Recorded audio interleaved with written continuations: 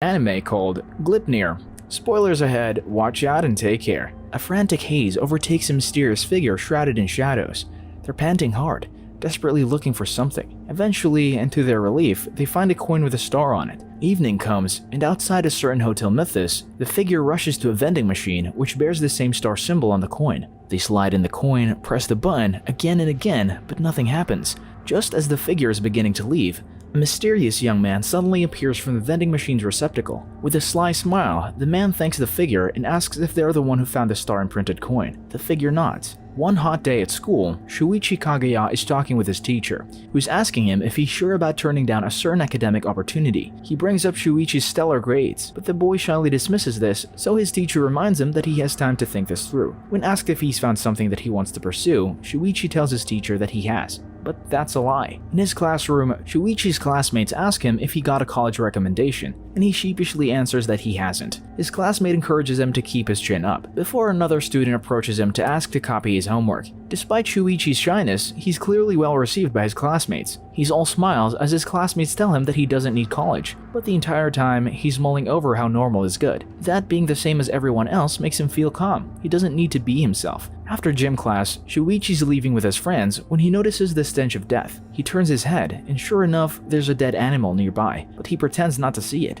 thinking to himself, no need to stick your neck out. Meanwhile, in an abandoned wooden warehouse, a student is stood there by herself, calling a number that's no longer in service, and right beside her is a gas canister. After class, Shuichi's cleaning up the classroom when his classmate Nana greets him. Throughout the day, she's been watching him from afar, and now she's excitedly telling the confused boy that she got a prestigious college recommendation. In turn, Shuichi just politely congratulates her before returning to his cleaning. Nana's expression turns sad, and she brings up that she only got the recommendation because Shuichi turned it down. She tries to ask him why, and he tells her that it was her skill that got her the recommendation. It is soon revealed that Shuichi made a small burial for the raccoon dog. Later that night, Shuichi's kept up by everything that's happening to him. He leaves his apartment without his glasses because he's just been wearing them for show at that point. One day, his vision just got better, but he didn't know why. So many strange things have been happening to his body, and he couldn't trace a single one of them to an explanation. Just then, he senses a nearby fire. Shuichi immediately goes there, and as he's about to call 119, he smells that someone is inside the burning warehouse. He freezes, trying to remind himself not to stick his neck out, but Shuichi knows that there's a beast inside of him.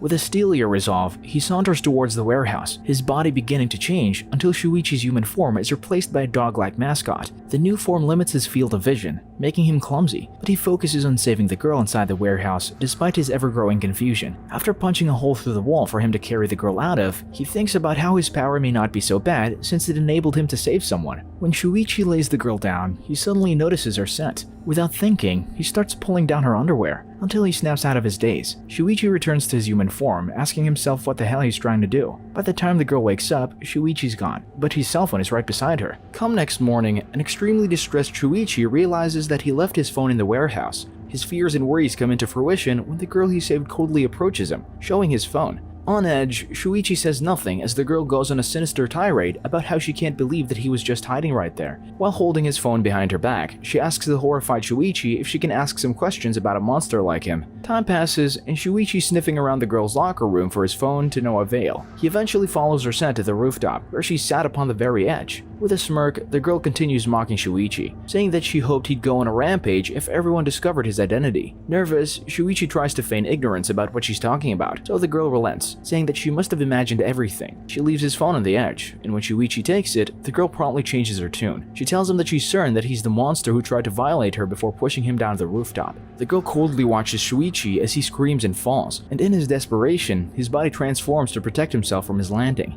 The girl cruelly relishes in his transformation and takes a photo of him. In his anger, Shuichi leaps up from the ground into the rooftop. Though he almost seems ready to attack her, the girl slyly pacifies him by reminding him that everyone can see him in the open like that. Meanwhile, Nana's staring at the window in disbelief, wondering if she was just seeing things. Shuichi and the girl are now hiding themselves on the staircase, with the girl incessantly pushing her body against the monsters while asking about the gun holster in his costume. He nervously explains that he thinks it's just a toy gun, satisfying the girl. She proceeds to blackmail him into telling telling everything he knows about monsters, else she'll tell everyone about him. Of course, both their minds wander to Shuichi getting experimented on should the truth come out. It doesn't take long before he caves to the pressure, and in an emotional outburst, he promises that he doesn't know anything. While transforming back into his human self, Shuichi's practically in tears as he confesses that everything just started happening without him even knowing why or how. Taken by his vulnerability, she finally relents. Despite everything that happened, Shuichi finds himself walking home with a girl, who introduces herself as Clara Aoki, a freshman high school student. Shuichi is extremely surprised and perhaps a little embarrassed to learn that she's 2 years younger than him, which means that he's been getting manhandled by his own underclassmen. Claire proceeds to show him the star-imprinted coin, which he knows nothing about. She's pretty sure that it has something to do with